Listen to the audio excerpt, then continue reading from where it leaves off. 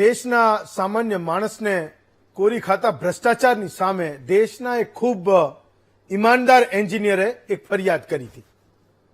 2003માં અટલ બિહારી વાજપેયીની સરકાર હતી અને એ સરકારી એન્જિનિયરનું નામ સત્યનારાયણ દુબે છે.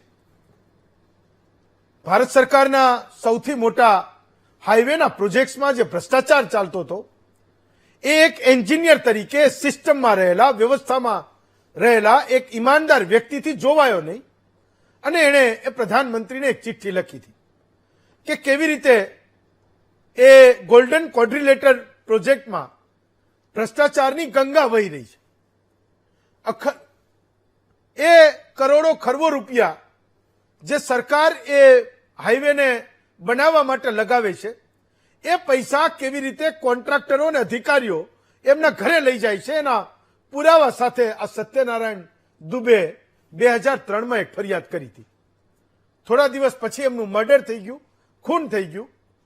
દેશમાં એ વખતે ખૂબ ગુસ્સો હતો.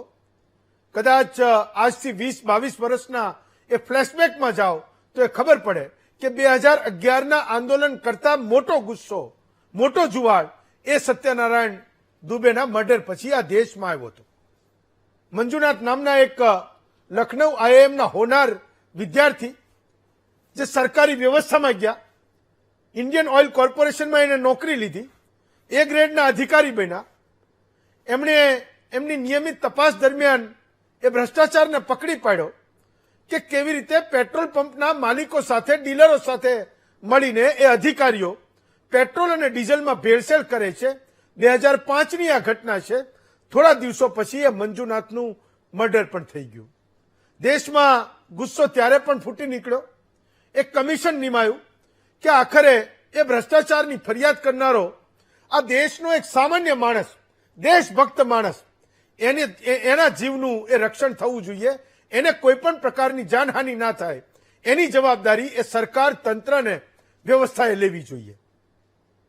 ભલામણો થતા થતા 2014માં આપણા દેશમાં વિસલ બ્લોઅર એક્ટ બન્યો અને એવા લોકો જે ભ્રષ્ટાચારની ફરિયાદ સરકારને કરે છે એની ઓળખ છતી ના થાય, ઓળખ છતી થઈ પણ ગઈ, કોઈ સંજોગોમાં ખબર પણ પડી ગઈ તો એના જીવની રક્ષા કરવી એ સરકાર અને વ્યવસ્થાઓની જવાબદારી છે.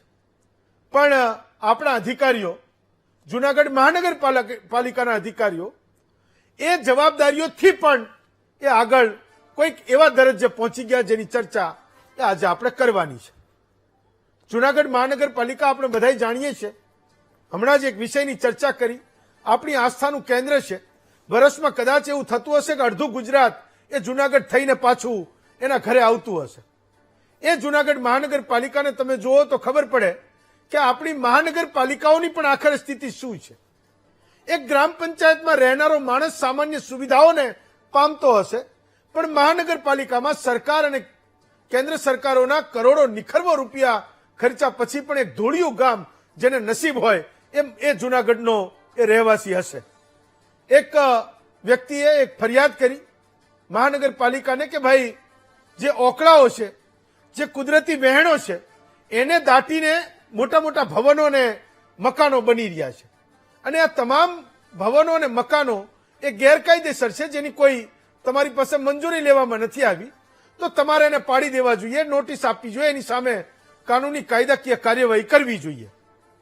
જો આ મકાનો અને ભવનો બની ગયા, કોઈ સંજોગોમાં એ વિસ્તારમાં આગ પણ લાગી તો ના એમ્બ્યુલન્સ જઈ શકશે, ના ફાયર ફાઈટર જઈ શકશે અને ભવિષ્યમાં મોટી જાનહાનિ પણ થશે. તમને જાણીને નવાઈ લાગશે કે જૂનાગઢ મહાનગરપાલિકાના કાર્યપાલક એન્જિનિયરે એની પોતાની જવાબદારી બખૂબી નિભાવવાનો જે ડોળ કર્યો, ઢોંગ કર્યો, પેલા ફરિયાદીને લખ્યું કે ભાઈ 7 દિવસમાં તમે એ પુરાવા અમને આપી જાઓ કે જેની તમે ફરિયાદ કરો છો એ વાસ્તવમાં એ ગેરકાયદેસર છે કે કેમ. આજે આપણે એ પણ સમજવું છે કે 2 વર્ષ પહેલા મુખ્યમંત્રી ભૂપેન્દ્રભાઈ જ્યારે જૂનાગઢ ગયા, સ્થાનિક લોકોએ ફરિયાદ કરી કે અમારે ત્યાં સૌથી મોટી સમસ્યા ગેરકાયદે બાંધકામોની છે, જ્યાં મોટાભાગના નેતા એમાં ઇન્વોલ્વ હોય છે. એ વખતે એમણે પણ કેટલીક વાતો કરી હતી. આજે એ મહામંથનમાં હું તમને સંભળાવવાનો છું.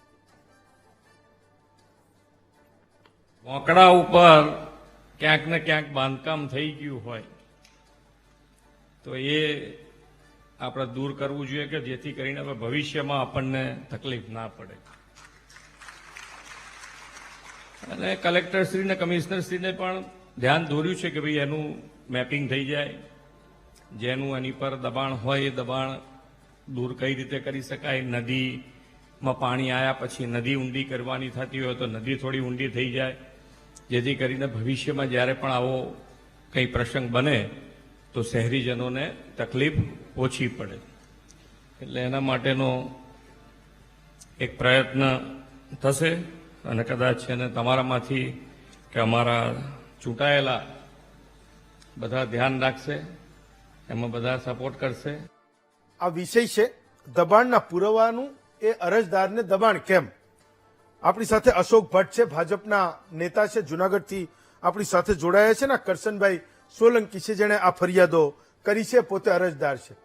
તો કરશનભાઈ એ સમજાવો કે તમને આ જવાબ શું મળ્યો તમે જયારે અરજી કરી કે ભાઈ આ ગેરકાયદે બાંધકામોને તમે હટાવો. મેં એ વાતને જાણી કે તમને અધિકારીઓએ કીધું કે ગેરકાયદે બાંધકામની જેની તમે વાત કરો છો એના પુરાવા તમે અમને આપો તો અમે તપાસ કરશું.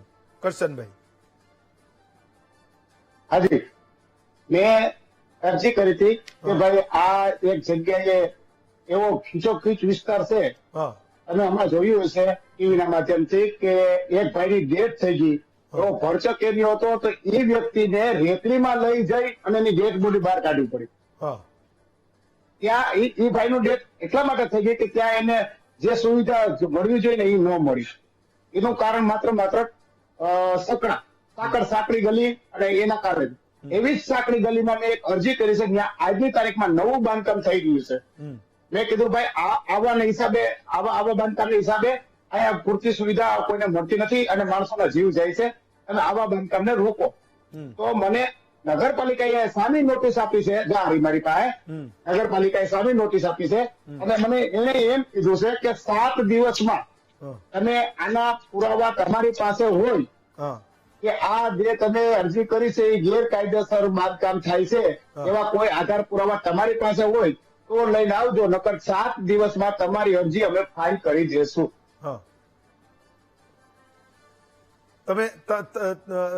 તમે જે અરજી કરી હતી એ તમે ગેરકાયદે બાંધકામ વિશે કરી હતી, તમે એ કોઈને જાણો છો જે આ લોકો બાંધકામો કરે છે? ના કોઈને નહીં. આપણે તો એક એવું વસ્તુ ધ્યાનમાં આવી અને આપણે સરકારનું ધ્યાન દોરાયું. બરોબર છે કે ભાઈ અત્યારે જુનાગઢ સાંકડું છે, અમારું જુનાગઢ તો તમને ખ્યાલ છે સાંકડું છે અને સાંકડું છે જુનાગઢમાં જો અંદરથી જ જો સકડાઈ દૂર કરવામાં આવશે ને તો જ અહીંયા વિકાસ નામની કોઈ વસ્તુ અમને દેખાશે. સમજી લે અશોકભાઈ, અંદરનું જ સકડાઈ દૂર નહીં થાય ને ત્યાં સુધી કોઈ બીજી અશોકભાઈ, પોતાના ગામને પ્રેમ કરનારો કોઈ એક વ્યક્તિ અત્યારે કોઈ આવા ગેરકાયદે બાંધકામ કે ભ્રષ્ટાચાર વિશેની કોઈ ફરિયાદ કરે તો સરકારોમાં મોટે ભાગે અધિકારીઓની એ ટેવ થઈ ગઈ છે કે એના ઉપર જ સૌથી પહેલી શંકા કરે. તો એ લોકોને પણ શરમ આવી જોઈએ કે જે વ્યક્તિ એના ગામને એના શહેરને પ્રેમ કરે છે, કહે છે કે અહીંયા કંઈક ખોટું થઈ રહ્યું છે, તમે એની પાસે કેવી રીતે પુરાવા માંગી શકો?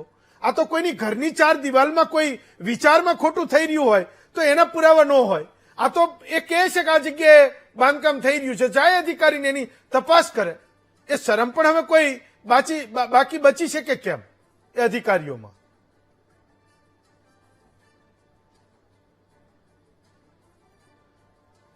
અશોકભાઈ, તમારો ફોન મ્યુટ છે. મ્યુટનું બટન એકવાર દબાવો તો એ અવાજ સંભળાશે.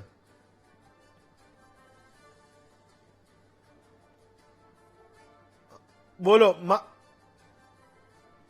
નહીં, તમારો અવાજ નથી આવતો.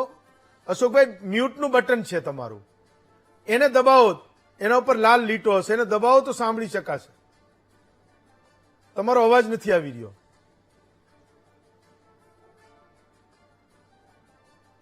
ચલો, હું કરશનભાઈને ફરી પાછો એક સવાલ પૂછું છું. તમારી પાસે આવીશ, મારી ટીમને કહીશ કે એના ઓડિયોને રેગ્યુલર કરે, કદાચ લોકોએ સાંભળી શકે સવાલને. કરશનભાઈ, મેં એ પણ જાણ્યું કે મહાનગરપાલિકા એ હંમેશા એવું કહેતી રહે છે કે અમારે ત્યાં અરજીઓ કરનારા લોકો બહુ છે. એ તમામ મહાનગરપાલિકાઓની આ મુશ્કેલી છે. એ તમામ લોકો જે એના વતનને પ્રેમ કરે છે, એના શહેરને પ્રેમ કરે છે, ક્યાંક કોઈ પણ સ્વાર્થ વગર એ કહે છે કે અહીંયા ખોટું થઈ રહ્યું છે, તો શંકા સૌથી પહેલી અરજદાર ઉપર હોય છે. કરશનભાઈ, 100%. આ બાબતમાં તમને કહું, હમણાં અમારા આજથી 2-3-4 વર્ષ પહેલા જુનાગઢમાં આપણે એક હોનારત જેવી પરિસ્થિતિ સર્જાણી હતી. જી, બરોબર. એમાં માલહાન, જાનહાન, માણસોની પણ જાનહાનિ થઈ હતી. હા, સીએમ સાહેબ જુનાગઢની મુલાકાતે આવ્યા હતા. જી, ત્યારે એને જાહેર મંચ ઉપરથી એમ કીધું હતું કે કોઈ પણ ચમરબંધીના ગેરકાયદેસર બાંધકામ હોકળા ઉપરના કે અન્ય ક્યાંય પણ જગ્યાએ હશે એને છાવરવામાં નહીં આવે અને તાત્કાલિક ધોરણે આવા એક્શન લેવાના. આજે હોકળામાં પણ એટલા બાંધકામ થઈ ગયેલા છે, હોકળા આ લોકોએ રહેવા જ નથી દીધા રજીસ્ટર ઉપર.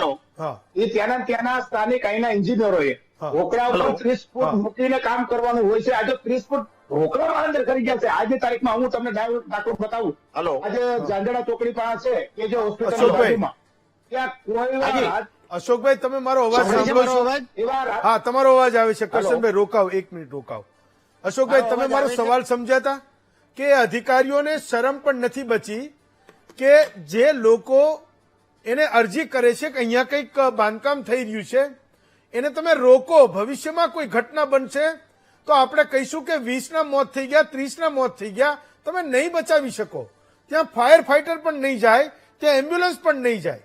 તો એ અધિકારીઓમાં થોડી પણ શરમ બચી છે કે સામેના માણસ પાસે પુરાવા માંગે, તમે પુરાવા આપી જાઓ કે એ ગેરકાયદેસર છે કે કાયદેસર છે. અશોકભાઈ,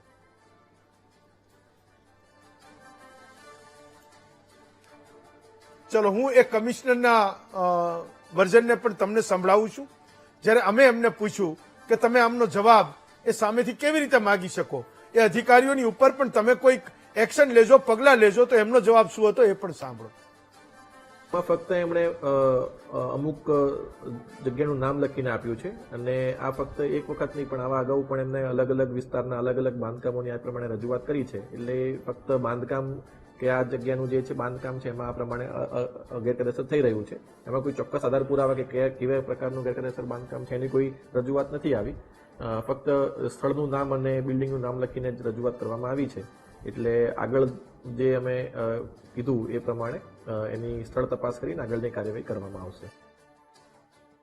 મારી ટીમને કહું છું કે મુખ્યમંત્રીને પણ ફરી સંભળાવે. હું રજા લઉં છું. આપના વધુ એક જ્વલંત મુદ્દા સાથે, ગુજરાતના લોકોના મુદ્દા સાથે હું ફરી આવીશ. જતા જતા એ મુખ્યમંત્રીને હું ફરી સંભળાવું છું. કડા ઉપર ક્યાંક ને ક્યાંક બાંધકામ થઈ ગયું હોય તો એ આપણે દૂર કરવું જોઈએ કે જેથી કરીને હવે ભવિષ્યમાં આપણને તકલીફ ના પડે. અને કલેક્ટરશ્રી ને કમિશનરશ્રીને પણ ધ્યાન દોર્યું છે કે ભાઈ એનું મેપિંગ થઈ જાય, જેનું એની પર દબાણ હોય એ દબાણ દૂર કઈ રીતે કરી શકાય. નદીમાં પાણી આવ્યા પછી નદી ઊંડી કરવાની થતી હોય તો નદી થોડી ઊંડી થઈ જાય, જેથી કરીને ભવિષ્યમાં જ્યારે પણ આવો કંઈ પ્રસંગ બને તો શહેરીજનોને તકલીફ ઓછી પડે. એટલે એના માટેનો એક પ્રયત્ન થશે અને કદાચ એને તમારામાંથી કે અમારા ચૂંટાયેલા બધા ધ્યાન રાખશે, એમાં બધા સપોર્ટ કરશે.